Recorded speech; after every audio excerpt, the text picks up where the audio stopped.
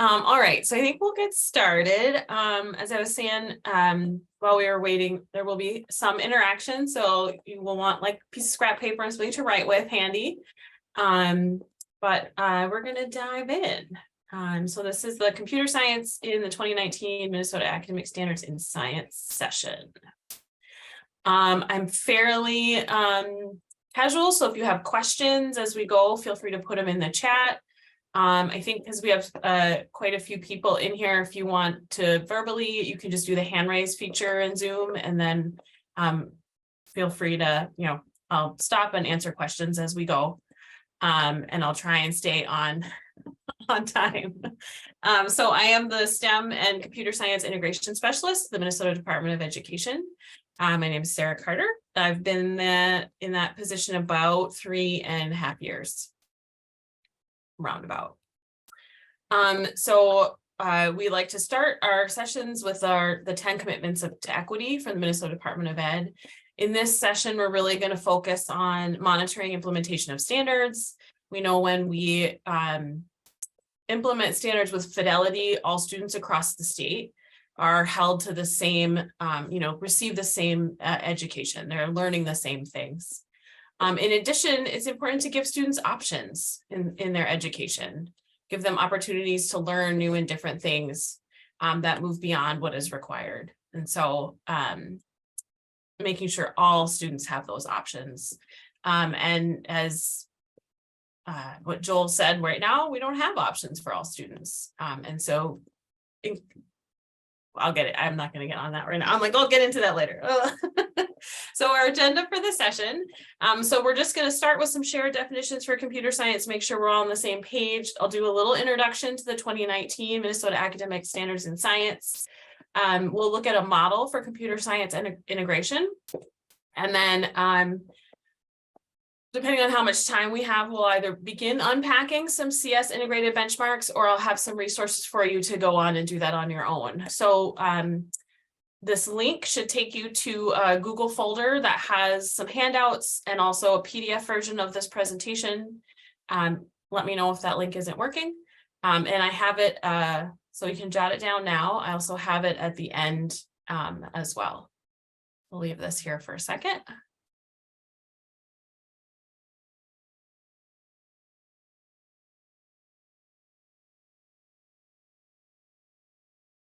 See, okay.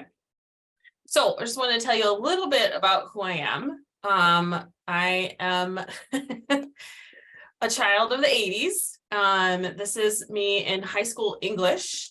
Thank you, Mark, for putting it in the chat. In my high school English class, we picked an animal, and all of our projects for that year were based on that animal. So I picked a turtle. By the end of the year, I was a turtle fanatic. I had pet turtles, I had turtle earrings, I had turtle t-shirt, as you can see. So I tend to go 9 miles deep when I get into something. And in 9th grade, it was turtles.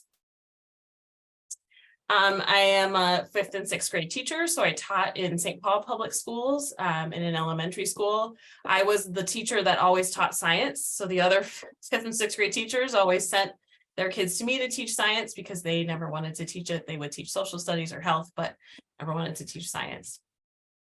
My favorite dinosaur from the time I was little has been a Triceratops. I thought it was really cool that a dinosaur had my name in it. And so I've never kind of let go of my love of the Triceratops. Before coming to the Department of Ed, I worked for Twin Cities Public Television on a show called Sci Girls. Sci Girls is all about engaging girls in STEM. And so it was a TV show and also an outreach program where we worked with girls on, engaging in STEM. And then also towards the end of my time there, started talking about engaging girls in computer science. And one of the things we did is we created a computer coding game called Code Quest on the Sci Girls website. It's like a puzzle type coding game that takes Jake and Izzy through taking pictures of various sea creatures to collect them for their aquarium. So that's a little bit about me. I would like to know a little bit about you. So if you can go to this link, and I will pop it in the chat here for you.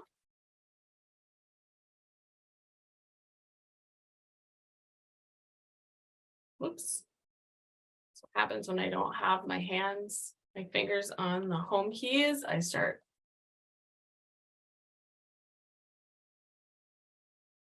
There we go. Okay, let me just pull it up. So we're going to start. Oh, come on.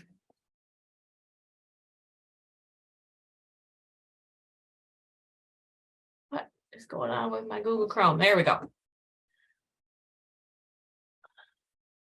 Here we go. All right, so the first question is, what grade levels do you teach? Just to get me an idea of where everybody's at.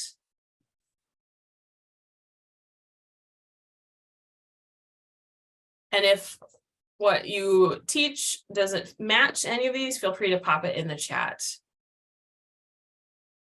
So we got mostly elementary, some middle school. Christine, I see K8, wonderful. Informal ed.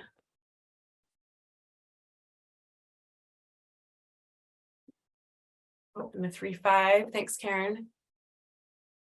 Great, okay, this is kind of about what I expected. A lot of folks in elementary and then kind of evenly split between middle school and high school. Then we've got great to see some district support or coaches as well as informal ed. We need everybody doing computer science if we're going to, start getting access for students. Okay, next question. What is your experience with computer science? You're brand new to computer science. Are you new to integrating, but you have some familiarity with the content? Do you currently do some integration? Do you teach a standalone class? Or do you teach it in an after school or informal education setting? And Christine, I see you work with library and homeschool communities. Awesome. I'm also a librarian. I should add that to my thing. I'm also a librarian, so I love seeing our library media specialists here.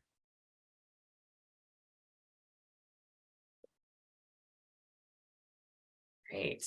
Okay, this is kind of what I expected. So, oh, wonderful. And Denise, you also teach after school. Sandra, no experience yet. I love the yet. We will get you there. We will get you the resources. So a lot about what we're going to talk about in this session. We're going to talk about the science standards. We're going to talk about computer science, and we're going to talk about how to start thinking about weaving them together. And so some of the assumptions I came to this session with is that you have some familiarity with computer science, but we're still going to talk about the basics, the big kind of parts of computer science, and then we'll start thinking about how to integrate it into science. Okay, one more question for you.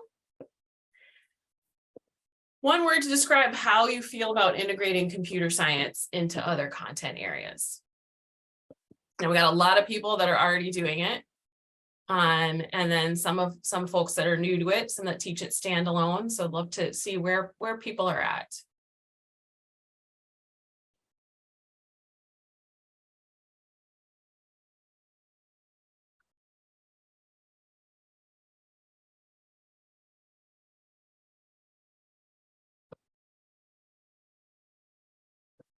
So it's some good like blend, struggling, along with excited and interested.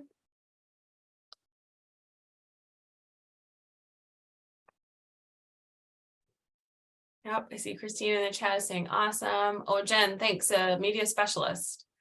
Wonderful.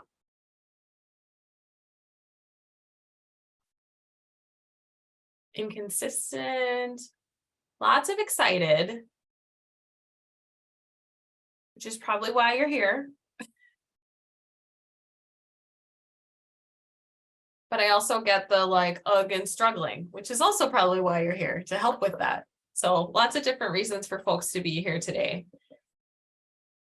It really helps that all of a sudden it's gotten cold and rainy outside, right? If it had been Thursday, we might not all be here. All right, this is super helpful. I appreciate you doing this. It's great to learn more about you and kind of where you're at with this, kind of integration. On this integration journey. So we're going to start, like I said, we're going to start with some shared definitions. And Oh, Karen, no worries. If you're having trouble responding, feel free to respond to in the chat as well. Oh, and I see Christine saying like, yeah, integration works really well with language arts.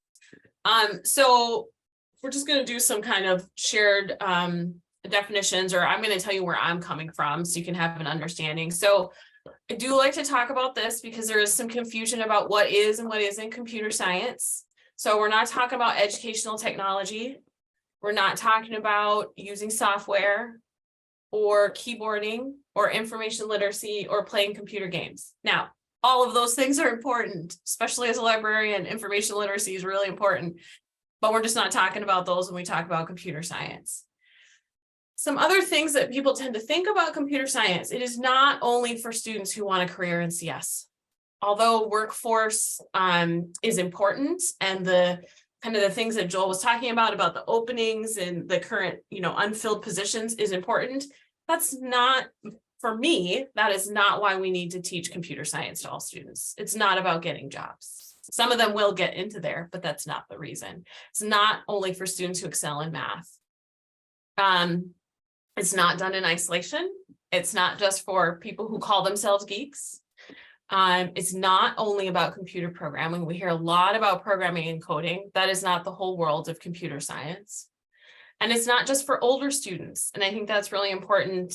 Elementary schools, where I come from, and that is a misconception. There are pre-K programs integrating computer science and doing computer science with their students. So it's not just for older kids.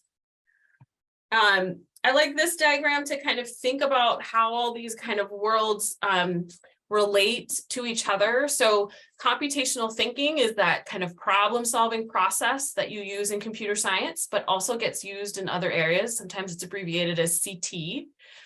Computer science is the field of study, right? This is the, and then coding is this little tiny bubble, right? So just thinking about how these words tend to get used interchangeably and being thoughtful about which words we're using to refer to what. Christine's point about kids who do poorly in traditional academic classes often excel in computer science and coding. And we've seen that. I'm working with one of my colleagues on a project. It's actually a gifted project, but part of it is to do computer science with all second and third grades. And the teachers are saying, those students that struggle, they may have an IEP, they are becoming the expert in the classroom. All of the other kids are going to them to ask for support. And so really it gives an opportunity for kids that might not necessarily get a chance to show their talents. So here's some formal definitions, for better or for worse. This formal definition of computer science, it takes some time to kind of pull apart. It's got a lot of words that are really specific to computer science. So we're talking about the study of computers, how they work, their algorithmic processes, what makes them work, including their principles. So what are if we had to understand how do they work, the design of the hardware and the software, how they're used, and the impact they have on society. And then that computational thinking, again, is the set of problem-solving skills. It's also a process. It's central to computer science, but because it's a set of problem-solving skills, it often shows up in many other content areas. And then coding is that specific technical skill within computer science. It's also known as programming. When I have heard from other folks that are working in the field of programming, they actually don't like the word coding. So that's kind of interesting. And we tend to use it a lot in education, but it doesn't always get used in the professional world. So those are our shared definitions. Any questions or thoughts about these, how they are similar or different from how you might have been thinking about computer science or coding or computational thinking?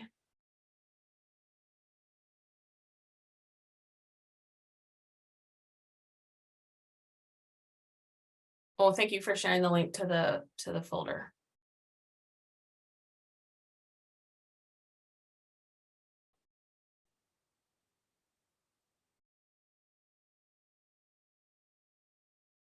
Just keep an eye. Okay. Let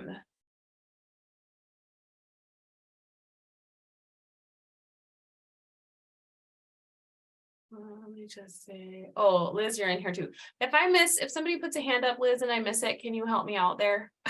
Thanks. Absolutely. Thanks, I appreciate it. Sandra, that's a really interesting comment. Yes.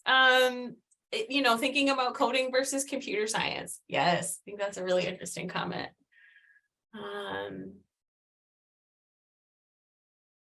Mark, that is a really good question. Mark talking about, are the students that are struggling do better in CS because it rewards perseverance? It's a really interesting question. I'd love for somebody to do some research about that. Love the conversation in the chat. I'm going to keep going because otherwise I'm going to run out of time. So there are lots of different ways to think about computational thinking. This is one that I tend to go to like what's in the standards, but there are lots of different ways. I don't think one is necessarily better than the other. This comes from the K12 Computer Science Framework. And so they have a set of computer science practices. The ones in white are what they call computational thinking. And so we have recognizing and defining computational problems, developing and using abstractions, creating computational artifacts, and then testing and refining computational artifacts. So in these 4 white circles, you might also see some of the other words that you've heard associated with computational thinking, like debugging. Debugging probably shows up in this testing and refining computational artifacts, right? Abstraction, we've got in this one. So you can see how some of the other, what is the word I'm looking for? Formats that have maybe a list of 4 or 5 things that make up computational thinking kind of show up in these practices.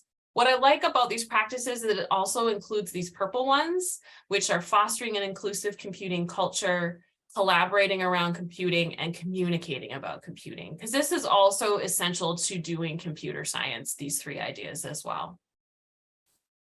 And then also from the K12 Computer Science Framework, they have these concepts, right? So when we talk about computer science is more than just programming or more than just coding. So we have our programming, our coding here in this algorithms and programming, and these are kind of the sub ideas underneath it. So we've got variables, we've got program development, but we also have these other big ideas. So computing systems, this is the hardware, software, this is troubleshooting, when your computer isn't working the way you're supposed to. So that then we've got networks and the internet. And this isn't just about learning how to network, like networking computers on a system, but also this is where cybersecurity fits in, data and analysis. So this is about collecting data, right? The whole reason computers were invented was to be able to store and manipulate data. So even though right now we're talking a lot about programming, the original reason computers were created is for this data and analysis section, right? And then the impacts of computing. I love that computer science has this in their big concepts, so that central to learning about computer science is learning about the culture that's, how technology and computers affect culture and vice versa, about social interactions through computers, and about safety and law and ethics around creating programs and using computers. It's central to understanding computer science. So that is my quick overview of computer science and kind of a level setting. And I did say quick, and you can dive into more. So when you go to the folder and you go to the PDF, if you go to the very bottom, I have a little more in-depth information about these at the end of the presentation that I just had to pull out for the sake of time. Okay. So what's happening with computer science in Minnesota?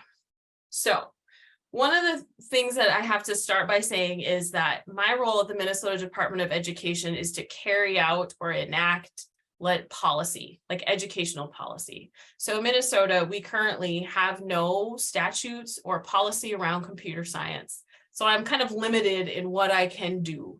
So what, as an agency, we decided to do was to integrate computer science. That was what we could do within the limits of, the current educational statutes. And so we have put computer science concepts and practices into the academic standards as they're being revised. So that's what we've done at the state level.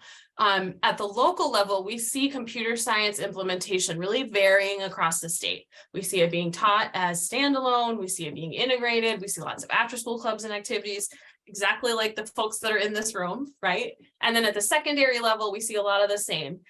A little bit less integration, more of those foundational computer science courses or AP classes, robotics programs, and that really varies across the state. It varies by district. It might be like a district level decision. It might be a teacher with a passion doing their Lego robotics, team. So it just really varies across the state at the local level.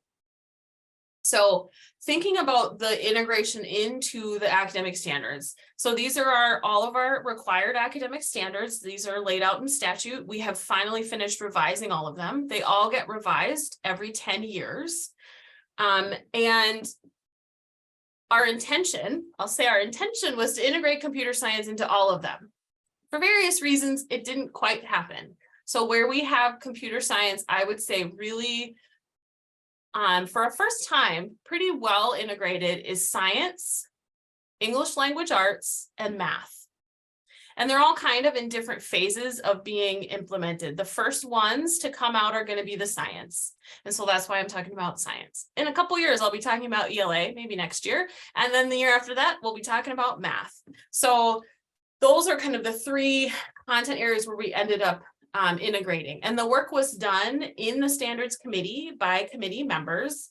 I see Mark is here. Mark was on the math committee, and he helped do a lot of the work on integrating computer science into the elementary section of the math standards. So the committees are made up of teachers from across the state. I just provide support. I'm not actually doing the work. So this is kind of what's going on with the standards integration. What those standards committees used were the Minnesota item standards. So that's the information technology. Those are the library media specialists, the K12 computer science framework, and the CSTA, the Computer Science Teachers Association standards. All right, I'm gonna pause for a second, see if there are questions. I feel like, yeah, I'm doing well for time. Yes, I'm going to pause for a second, take a drink. I'm going to actually do a good wait time. Anybody have questions so far?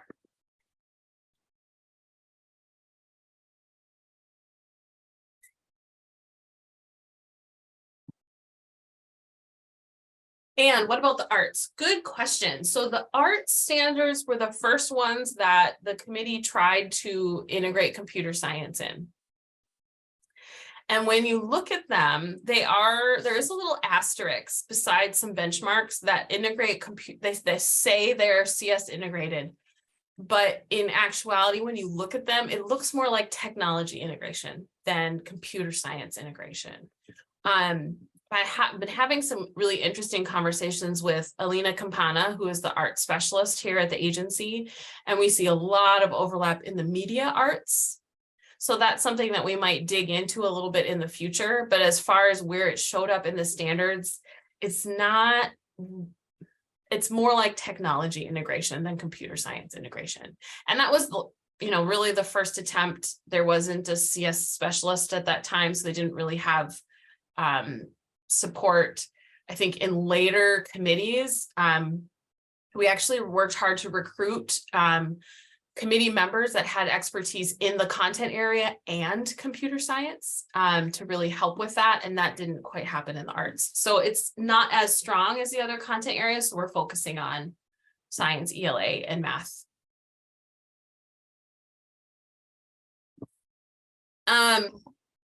So it's a good question.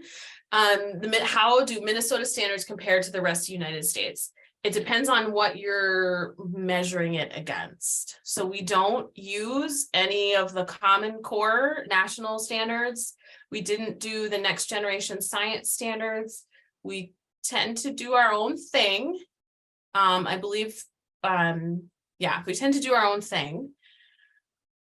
for a couple of reasons. One, we have some state statutes that require us to include things in our standards that aren't included in any of the kind of national model standards. So it is kind of hard to compare. One thing to know about standards in Minnesota versus standards in other states. In Minnesota, if there are standards, every student must meet them. Not all states are like that. So if we look at our neighbors in Wisconsin, they have some core standards, but then they have other standards that are suggested standards, not required. So that's one of the key differences between us and some other states. If it's a standard, capital S standard, every student is required to do it. We don't have optional standards the way other states do, or examples. Sometimes they call them example standards. So yeah, I'd love to talk to you more about that, Catherine. If there's some specific things you're looking to compare, I can also point you in the direction of the various content specialists that I work with at the agency who could answer more specific about comparisons to other states.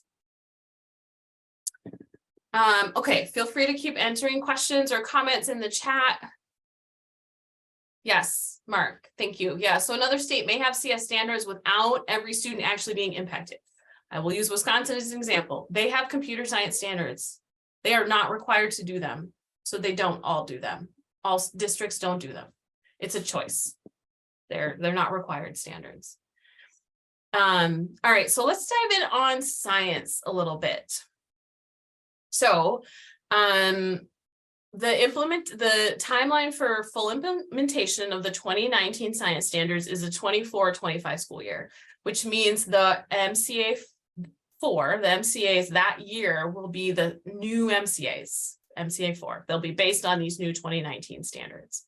There are a ton of resources created by Angie Kolinich, my coworker, who is the science specialist, to help with that switch to the 2019 standards to think about implementation. So I start that by saying, I'm not the expert. I worked closely with Angie. I actually served on the Science Standards Committee before I joined the agency. But these next few slides are hers. But I did want to start with just kind of a base understanding of what's going on with the new science standards. So the vision for K12 science education. So on the left-hand side, we've got what are we doing less of in science and what are we doing more of, right? So we're doing less memorization of facts and terms, more learning facts and terms as the students are developing explanations with evidence. We're doing less learning of ideas that are kind of disconnected, more systems thinking and modeling to explain phenomena. And phenomena are things we see in everyday life, right? Less teacher providing information to the whole class and more student-led investigations, solving problems and asking questions. Teachers aren't posing questions with one right answer. Instead, students are discussing open-ended questions. Less textbook reading, more gathering information from multiple sources. Less, cookbook step through labs, more multiple investigations driven by student questions. Less worksheets, more science journals or lab notebooks, or interesting presentations. Less oversimplification of what's going on and more support in thinking about science concepts and in the complicated way that they are, right? One of the things I think this new vision opens up for us is more ways to integrate computer science. I think it's a really good opportunity for us to think about how some of the ways in this new vision for K12 science education connects with those, going back to those computational thinking ideas and those computer science practices, right? We know in computer science, there isn't one way. There's many ways we could do it. We might have conversations about which way is the best. That really connects with some of these new ideas in science. So the other kind of new thing is this three-dimensional teaching and learning in science. So the 3 dimensions are practices, cross-cutting concepts, and core ideas. So the core ideas are the stuff that we remember. This is the stuff I remember from my science class. You know, that's the content of it. The water cycle, ecosystems. I tend to go to biology because that was always my favorite. The cross-cutting concepts are these big ideas that show up in all content areas like systems and cause and effect. And then the practices, very similar to those practices we were looking at in computer science. This is the way, the things that scientists do, that they do in their job, practicing scientists. So as we teach, these 3 things are being explored at the same time while students are figuring things out, while they're looking at a phenomenon, trying to understand what's happening. And this, I should say, this comes from the framework for K12 Science Education. So we've now talked about 2 frameworks, the K12 Computer Science Framework and the framework for K12 Science Education. There are some interesting overlaps between these 2 resources. So more specifically, so we're going to look at the dimensions a little bit. This is the science and engineering practices. These are the practices. And this is really where our Minnesota standards are organized around. So instead of being organized around content areas, our Minnesota science standards are organized around practices. And right away, I see 2 big connections to computer science. So just take a look at these and tell me what connections to computer science you see in these practices.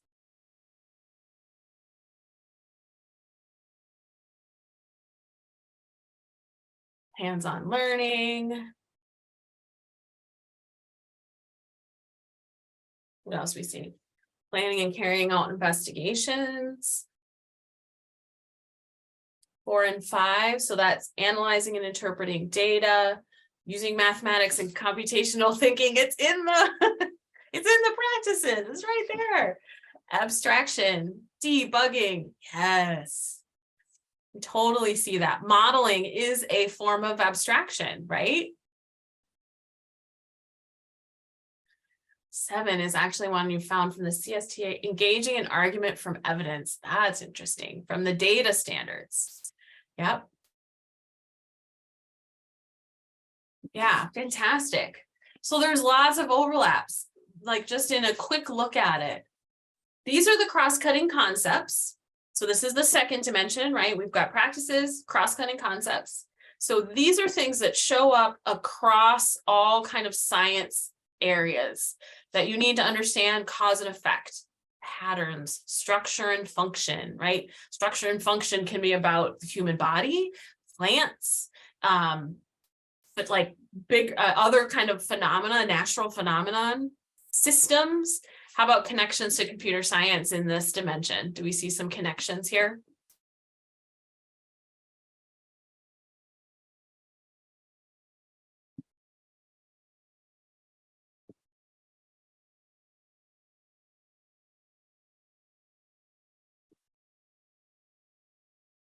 Patterns for sure. Yes. Yeah. CS is all about systems and patterns. Yep. Yep.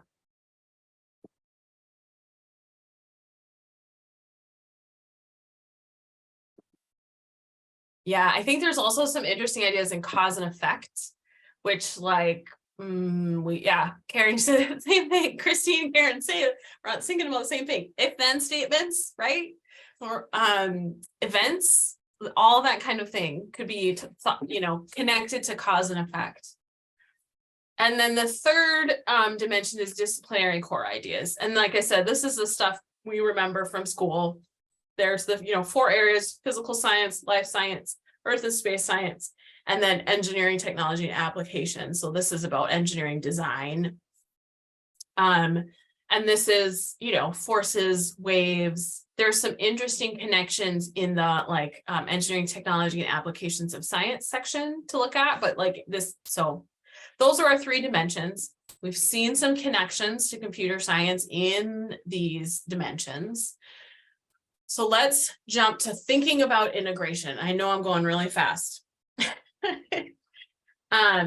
So this integration model comes from the researcher Suchi Grover. She has some really interesting research and papers about integration. She also helped write or edit one of my favorite books, which I usually pull out, but I don't have pulled out right now. This, scoot back in. This amazing book. I don't know if you can see the title, Computer Science in K12. It's an A to Z handbook on teaching programming. Yes, I know it's talking about programming, but there's some really great resources in here.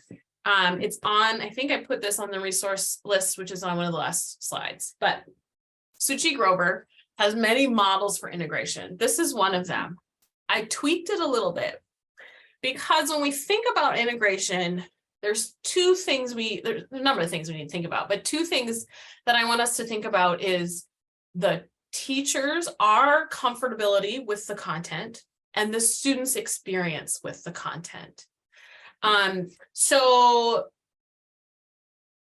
this doesn't necessarily move kindergarten through 12th grade, because we might have high school students who have no experience with computer science. So we might be back here doing unplugged activities and simple coding activities because they don't have any prior experience with computer science. Or myself as a teacher, integrating computer science is new to me. So I might start over here with unplugged activities and simple coding. And as I get more confident, then I can move through to more complex integrations. So don't think about this as a grade level. Or like that once you get comfortable, you're always in complex integration. Not necessarily, it depends on what you're trying to do. But I think it provides some good ways of thinking about integration. When we're integrating, we're not always putting kids in front of the computer, creating programs, right? That's not what it always has to look at. Thank you, Mark, for putting that link in the chat. So we're going to dive into these in a little bit more with some examples. But first,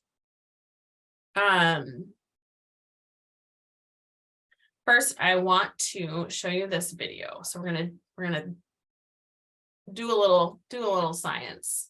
Let me find I want this one. Here we go. Okay, here's the part where we need paper and pencil.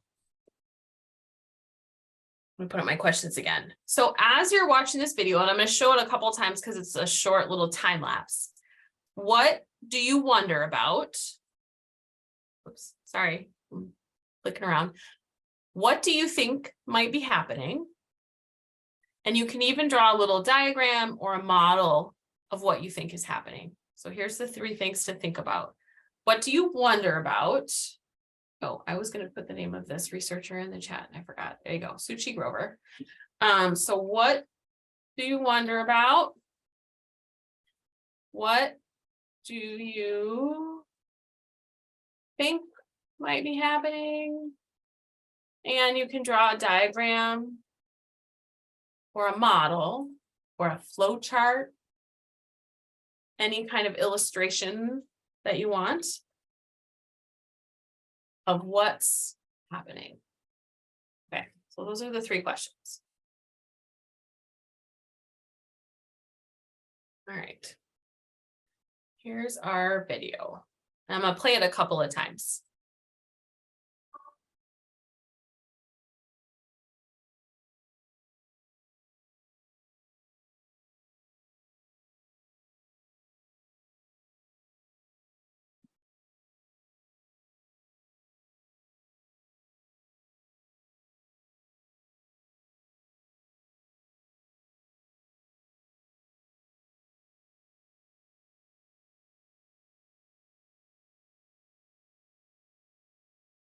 Oops. Okay, we'll watch it one more time. Oops, go away. Please play. There we go.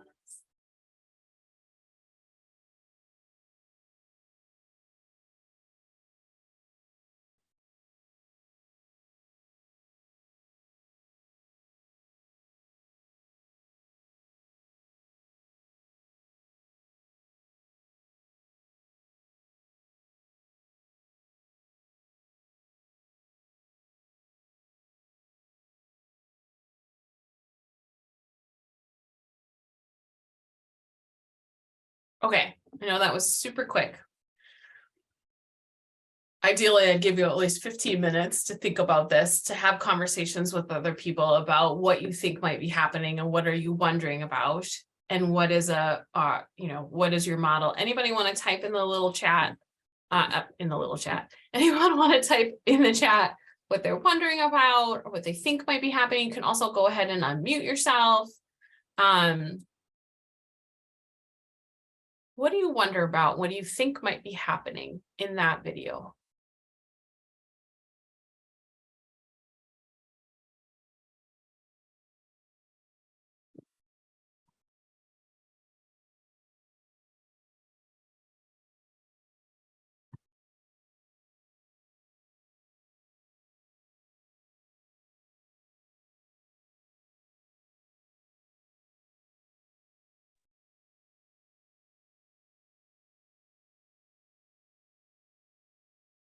Oh, and wondering the actual length of time. Yep, estimating the time length.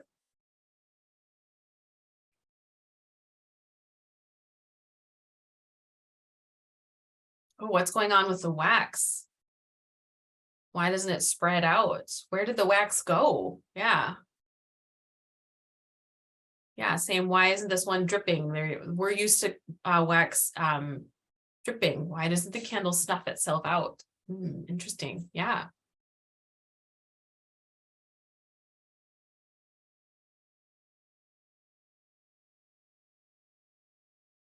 How are they able to film it? Yep. I took the mathematical approach. I'm not sure if you can see that because I have a blurred background. Something like that. Yeah. So height of candle over time, but with no labels. Oh, so you drew a little linear relationship. Yeah. Yeah, to see what was happening to the candle. Yep. That is a model. It is a model of what's happening.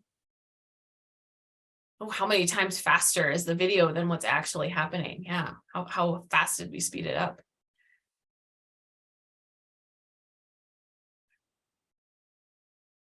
Do you see connections to computer science in that model? Where might you draw connections to a computer science idea? So remember when I said in science, we're starting to think about phenomenon. That was a phenomenon we just watched, a candle melting. We asked some questions about it. We can draw a model of what we think is happening. Do we see some connections to computer science? And it could be computational thinking or computer science. So Karen's seeing some cause and effect.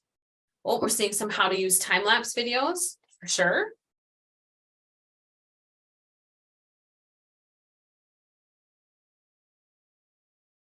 If I light a candle, oh, it took me a second to get that, Kathy, but I see it now. If I light a candle, the wax will melt.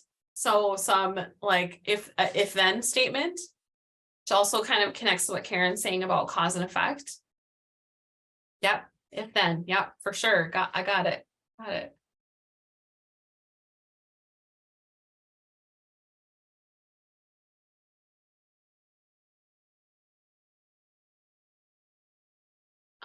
Similar to the cause and effect idea, do we see some loops?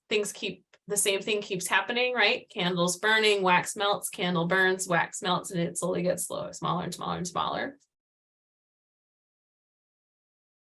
So I picked that in particular because this is a second grade physical science benchmark. Oh, so Christine's talking about iterations. I see Anne saying variables. So here's the benchmark from second grade. Develop a simple diagram or physical model to illustrate how some changes caused by heating and cooling can be reversed and some cannot. So this connects to a science benchmark, second grade, right? So if, I don't know what was going on with that candle. If we had a candle that ended up with a puddle of wax, right? So the wax turns to liquid, turns to solid again. So it can be kind of cycled through. We also can talk about developing programs with sequences and simple loops to express ideas, right? Could they use Scratch to make their model? Could they have drawn a flow chart or a diagram, right? Could they have used pseudocode to say what's happening to the candle, right? With a loop. Still burning, wax melts, candle gets smaller, still burning, wax melts, right? Until there's no more wax and then the candle goes out, right? So you could even develop some pseudocode to show what's happening. And so good connection to algorithms and programming and thinking about this unplugged activity and simple coding ideas. You can even just be talking about some computer science ideas without actually going in and doing it, right? So liquids, solids, gases. Yeah, I see you talking about states of matter in second grade. So I want to go through a few more examples. I know we're almost out of time here. So here's a third grade earth and space science so in the science standards, they are marked with a double asterisk, and that means it is computer science integrated. So this is one that's marked with a double asterisk in third grade. Organize and electronically present collected data to identify and describe patterns in the amounts of daylight in different times of the year. So in computer science, this connects to the data and analysis. So even uses almost, the exact same language from the computer science standards, right? And so you might create a program that automates an algorithm processor solution.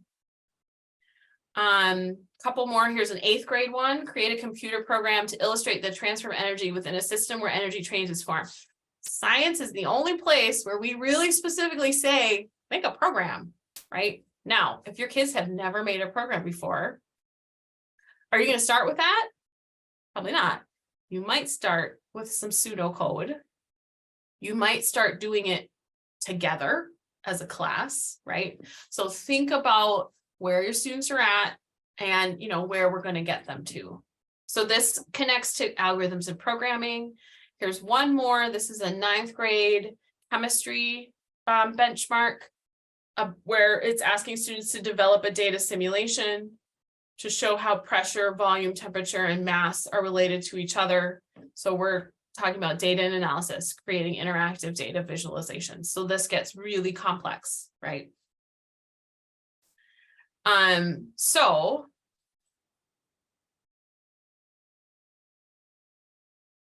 yeah, Christine, I see you talking about conducting an experiment with microbic, testing it with comparing with different thermometers. We have lots of tools out there that allow us to collect data. And the one thing we want to be thoughtful about is how are the students not just using tools, but how are they like creating the programs that will collect the data, right? Or creating the programs that will display the data in a certain way. So going that step further, right? Oh, Denise, that is a good question. I'm sorry that I'm laughing. That has been my job since day one. There's one of me.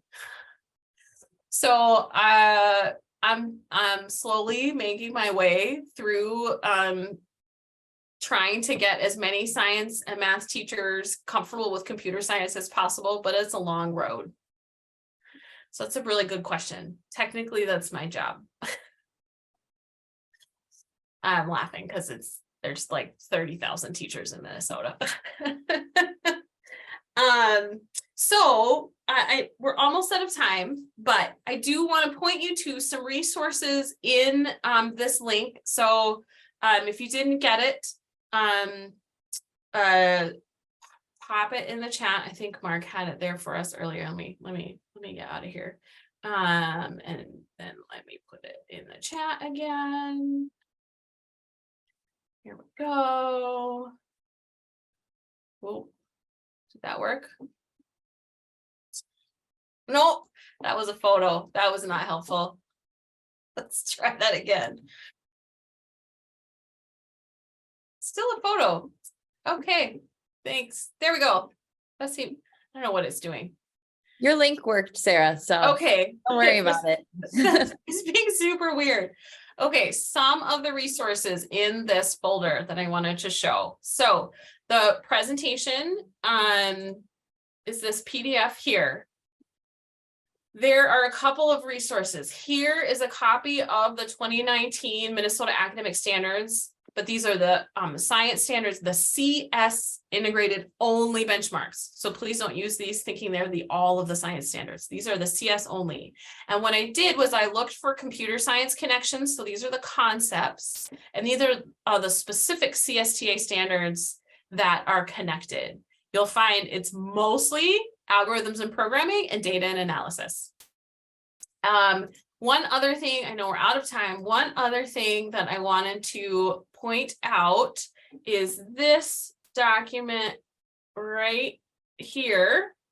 This is a resource for you to start unpacking your science and computer science integrated science benchmarks. So write down your benchmark. What are the big ideas in science? What are the big ideas in computer science? What might be challenging for your students? And then where can I start to think about integrating this? Sorry, we ran out of time. I need to work on not putting more than I have time for. There is a free Canvas course that you can use, which is an introduction to computer science. I have some resources, including that book I was talking about earlier. My email address is here. Feel free to reach out if you ever have questions. Thank you so much for joining me this morning. I hope it was helpful. I know it was fast. And I hope you enjoy the rest of your day and the rest of the amazing sessions that are going on today.